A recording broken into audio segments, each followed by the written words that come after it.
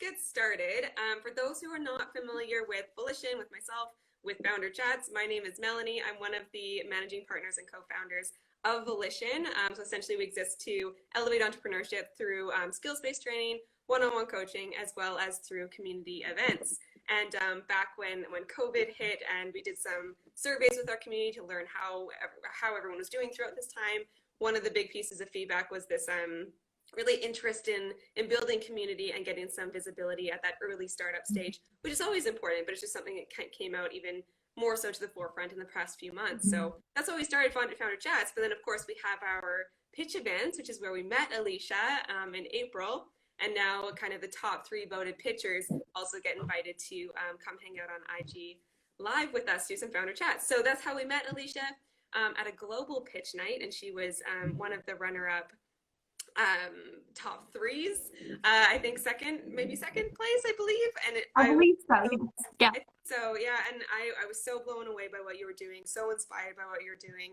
I think everyone was really excited about the product that you built. I love that you're an inventor, and you and your co-founder, from my understanding, co-founder, embraced that. I was just talking to someone who was saying that women in inventorship is incredibly low. Like the number and percentage of women who claim that title of inventor is like ridiculously low, like 2% of inventors or something like that. So I also saw that today and was like, because it's been on my mind this week. So really cool. Cool. So what I don't want to take up your airspace anymore. I want to learn more about you. Everyone here will want to. Everyone who's joining us, whether it's now or later on IGTV, feel free to ask questions, introduce yourselves. This is really kind of like a casual facilitated interview, but you're welcome to join in. So I'd love to introduce you to Alisha McFetridge. Am I pronouncing it correctly? Yeah, that's right. Yeah. Okay, the co-founder and CEO of Rainstick Shower. And I saw your slogan is the smarter way to shower. So I'm just going to pass it to you to explain what is Rainstick Shower first and foremost. Yeah. Totally. Yeah. So I'm happy to talk a little bit about it, and just like to preface, went through Volition pitch night. I actually originally heard about Volition through LinkedIn, so social media. And then through that, I was like, I better check it out. So I checked out one of the events prior to registering to pitch and thought, you know what, this is a great community of founders and a great community of support that was there, and ended up doing it and really enjoyed myself. So what I really liked about it is that it was supportive. There was a lot of really good feedback, and so really enjoyed that, and very happy that we get to hang out for a few minutes today and continue the conversation. So what we're working on with Rainstick is an IoT driven, we say minimal tech.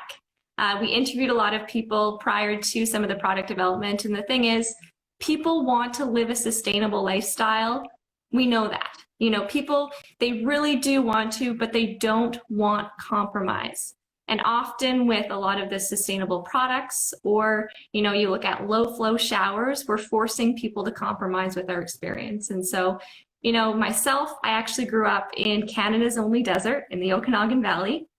And so conservation was a big deal. It was something that we always thought about it, but the challenge for someone with long hair and for people in general is I would shower with the low flow and shampoo would barely be washed out of my hair. And so it was something that I always thought about. I felt guilty because I'd have to sit in the shower for a longer time. I mean, I met my co-founder at a sustainability conference, and so it's something that I've always thought about. But even for me, I always grappled with the idea of kind of removing that low flow regulator so I could have an actual regular shower.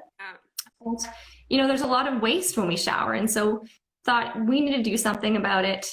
It's now there's a certain point where we need to kind of change this. And so Rainstick, we created it. It's an IoT driven, as mentioned, recirculating shower that saves 80% energy and 80% water, but it feels like a high pressure shower. So because it's recirculating, we are actually able to offer higher than what you would regularly get.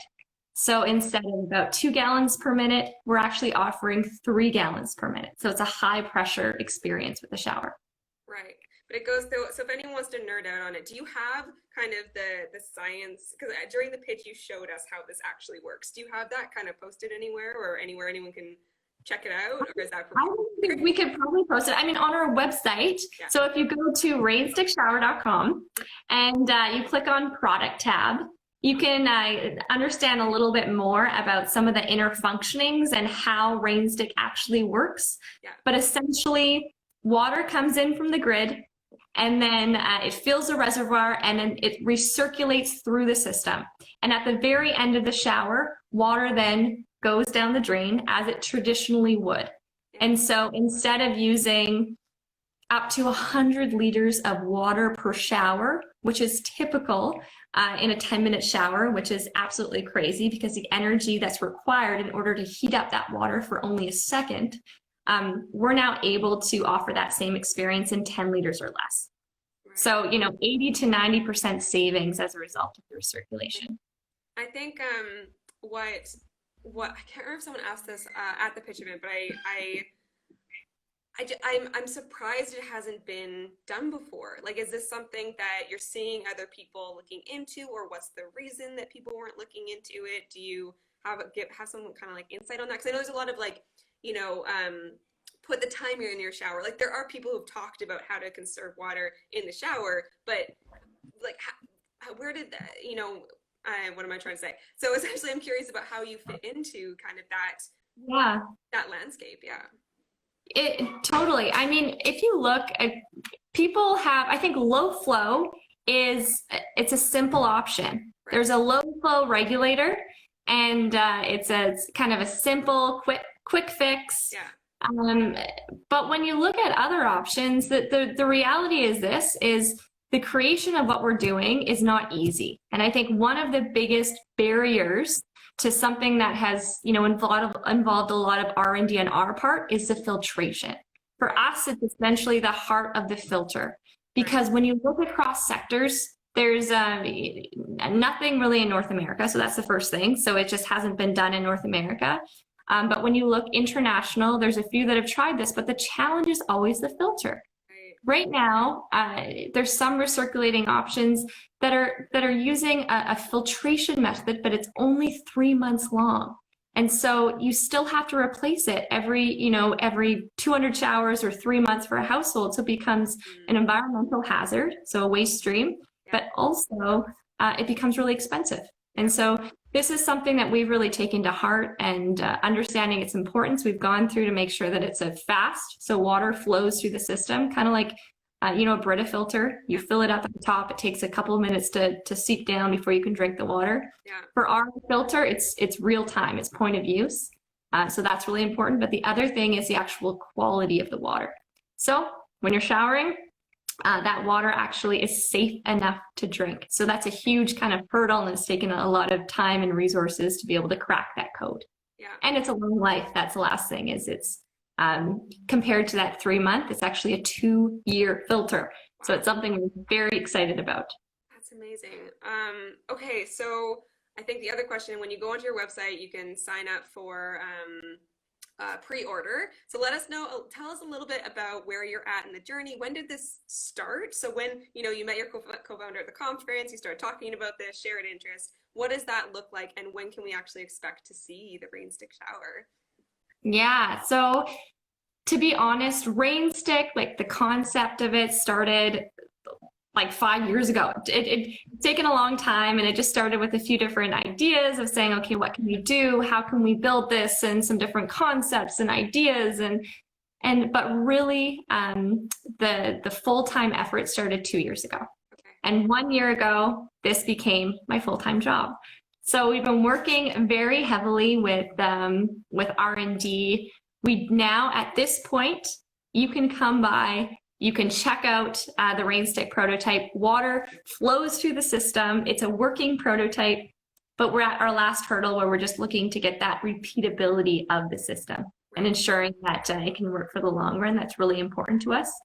Right. But we expect our first units to be installed, so people will receive the first units Q3 of 2021. Okay, there you go. Everyone, check it out. Yeah. Q3 2021, and you'll be able to install a Rainstick in your home. And is that globally, or are you targeting Canada first, North America? What does that look like? So there's, right now, I mean, as a startup, Melanie, you know this, and from speaking with a lot of startups, we're not going to, if someone is really interested in a Rainstick, we're going to see how we can make sure that they're able to get it. But our target areas right now, Ontario, BC, and then Southern California.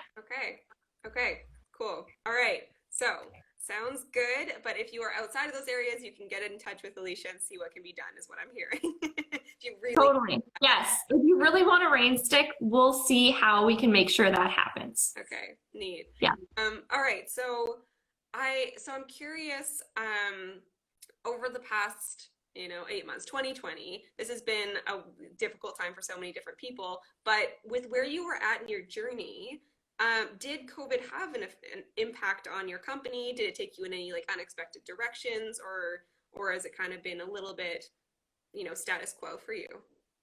Yeah, it's a really good question, and I think COVID has impacted a lot of different people in so many ways. For us, it definitely we saw some things happen in the market, which when we look at originally we were going to be selling to hotels, for example, at the very beginning, and so we kind of looked at budgets, and so our target actually changed quite dramatically because of COVID.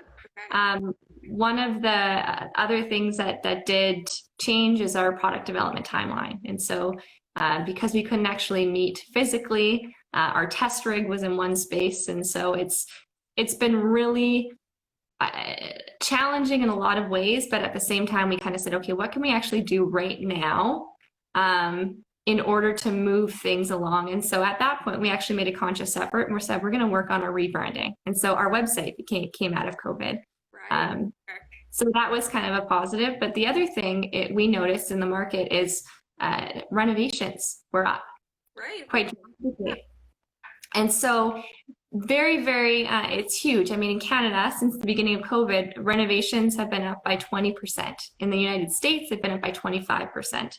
And so one of the key aspects is looking and making sure that Rainstick, the retrofitability of it, is essentially there, because that's been something. So we've been working through it.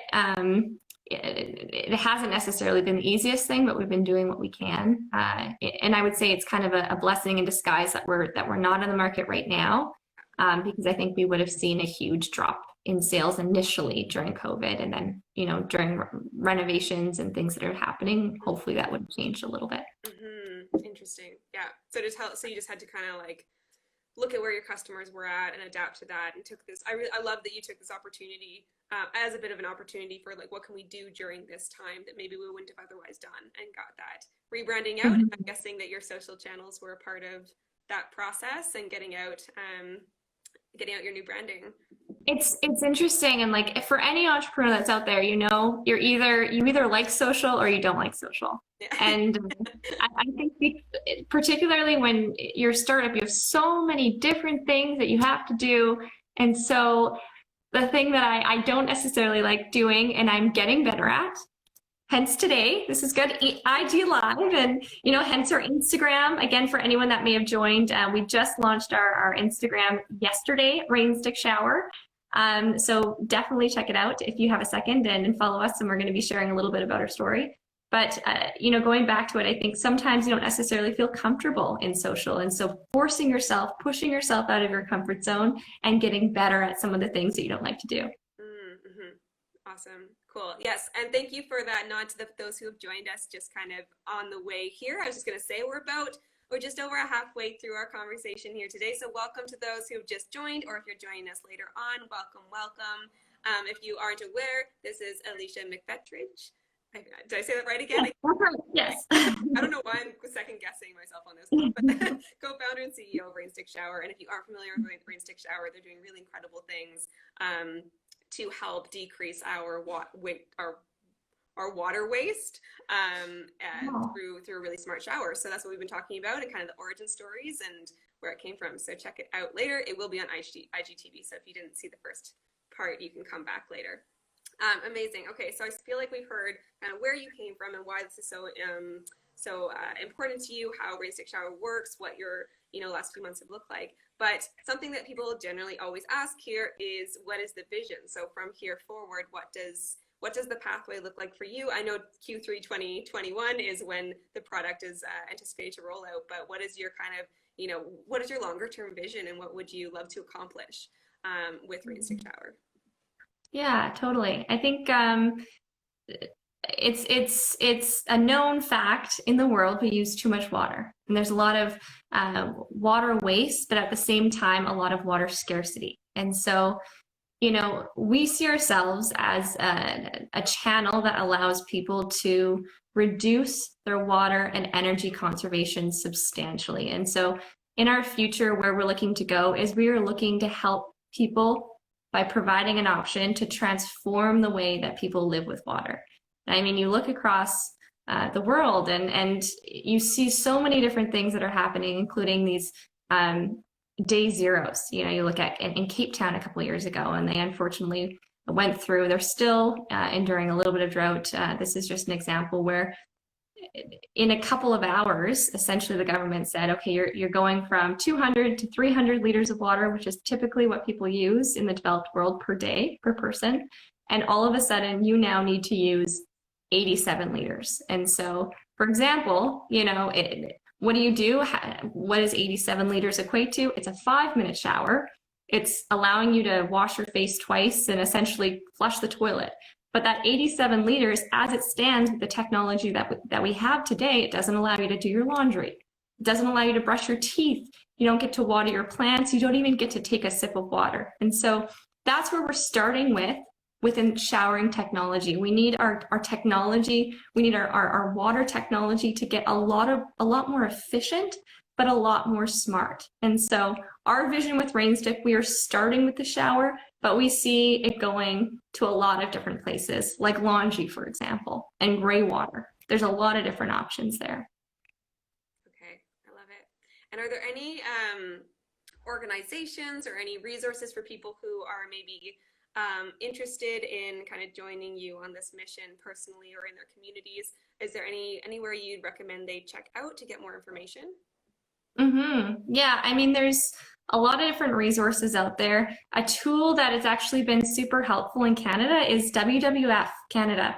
They're actually the first organization. So there's a lot of different studies that have been done in Canada, but there's never been a national-wide study to understand water scarcity and to understand, water resources. So they're actually looking to do this. They want to understand, because a lot of people think Canada has a lot of water. Why do we need to care about water in Canada? But we actually don't know how much water we have, and we don't know how fast it's deteriorating. And so they're a great resource. But I would say from an international level, a cooperative that we are very passionate about is the 50-Liter Home Innovation Challenge. And so this is led by I will find it after. If anyone's interested, please send me an email. Feel free. My email, I'm happy to provide it, but it's Alisha@rainstickshower.com, or check out our website and send us an email there at rainstickshower.com. But it's essentially the International Business Association. They're looking for ways to be more sustainable, and they're doing some pretty cool things. And so we're kind of hopping on board with their 50-Liter Home Innovation Challenge. Okay, amazing. Yeah, and we'll look that up as well, and we'll link to it when we post the IG live afterwards as well. So 50-Liter Home Innovation Challenge, is that what I heard? Yeah. Okay, perfect. Okay, so I'm really excited to see where this goes for you. It sounds like you've got a lot of lots of ideas on the horizon, so I think we're probably all really excited about that. And that you can retrofit what you already have with these appliances that you're going to be bringing to us, which is fantastic. So I know we only have a little bit more time. Something I feel like we've already heard a bit about your entrepreneurial journey and about how you have been quite flexible and how you listen to your market. But I'm curious about, do you have any other tips or insights you would provide to your entrepreneur peers, particularly those who are just starting on their journey? Yeah, I would say the biggest thing is entrepreneurs, we need to work together. I think we need to support each other. Don't let it be competitive. I think sometimes we're constantly competitive with ourselves. We're competitive in the space. We're looking at our competition. But when you see other fellow entrepreneurs, ask for help and offer help. And I think let's stay connected with one another. I think one thing that's also just a very specific tip of information for fellow entrepreneurs who are looking at raising, are currently in raising. Something that I've personally struggled with is this whole idea of raising, because you see companies that are raising $5 million, $10 million. I think if you only need 100 grand, or if you are bootstrapping this, or maybe you need $1 million, it's okay, because that is just an avenue to help you to get to where you are. That is not what you should be focusing everything on, because I think sometimes we can get so run down with this idea that this is what we need to do. So I think that's one of the biggest things. And when you're talking to investors, you are just as valuable to the investor as they should be to you. Don't look up to the investor, look at the investor, and because this is an opportunity that you're allowing them to be part of. And I think sometimes as entrepreneurs, particularly female entrepreneurs, we can often forget that. So I think stay connected, offer advice, don't be competitive, and just be confident in your business, because you know it the best. Yeah, oh, I love that. It's something that I feel like in the last, 4 years, people have become really obsessed with raising and not questioning, do I need to raise? Is this actually for me? Because it's not always for everybody. And it's interesting that we're kind of just pushed into it. I realize it sounds hypocritical because we run pitch events, but even our pitch events, we really focus, or we try to focus on saying this is not for people who are only raising. Our pitch events are for people to come and message, to come and any of this kind of pitch stuff you hear about, that's not just if you're raising, that's to be able to tell your story, that's to be able to craft a message and get feedback and get your message out there and get visible. Every pitch event is an opportunity to get visible. And I love what you're saying about investors, and think about it as relationship building, and think about it as, is there a fit here? Because the worst thing in the world would be to get involved with an investor that there isn't a fit there and there isn't a values alignment there, and that can get really, really messy and happens far too often. Look for, I always say, find other people who have, and particularly when I'm working with women investors, and I'm asked for tips on how to deal with the issues that in particular women have to deal with when they're raising. And a big thing for me is to talk to other women who have decided not to raise, talk to other women who have decided to raise and were successful in it, and talk to women who decided to raise and were unsuccessful in it, and talk to them about the entire experience that they had and the lessons learned from it, and talk to advisors, as Alisha said, that advice from others. Yeah. It's so true. Yeah. It's we're told that raising is kind of the holy grail. And, if you're not doing it, then you're falling behind. But I think question everything that everyone tells you, because the other thing you'll notice is, as an entrepreneur, oh my gosh, you might ask 10 people the same thing and get 10 different responses. Don't base it on one person, base it on the trend. Yeah. If you're getting 5 people telling you one thing, okay, then maybe this is the way that you should go. But don't be afraid of saying, I don't think you're right about that. But also be open to understanding how you can continually grow. Yeah, cool. Okay, so speaking of asking, I would love to know, what can we as your community, your audience, your supporters do to help you? So what is your ask of us here today? Yes. Well, I think firstly, thanks so much for checking in. Again, we're Rainstick Shower. We're circulating shower. We're super excited about launching in 2021. I think one specific area is follow our Instagram page, Rainstick Shower. We just launched it yesterday. But in addition to that, let your networks know about what we're working on. We're so open to hearing what you think, and so check out our website. Let us know if you see anything. As mentioned, it's pretty new. We just relaunched this new website about a month ago. Let us know what you think, and then if you're interested, sign up to our wait list, and we'll keep you updated with some of the stuff. Another thing is, if you know influencers or people that you think could actually help us push this business forward, very much appreciate any sort of introductions. So think about it on your end. And then the last part, pilot opportunities. Are there different ways and avenues that we maybe can install Rainstick in the future? Again, very interested in kind of seeing what sort of things are possible. Cool. Okay. So follow you, become a part of the Rainstick community site. So that's rainstickshower.com. Yeah, rainstickshower.com. Okay, perfect. Very easy to remember. Rainstick Shower all over the place.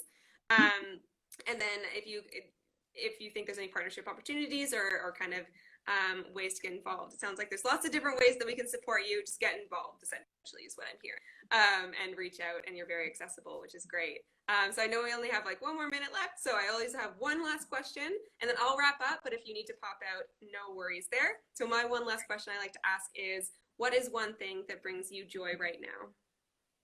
Oh my goodness. What is one thing that brings me joy? I mean, a very tactical thing. It's my 30th birthday, so I'm dealing with kind of going into that next level. That's in a week from today.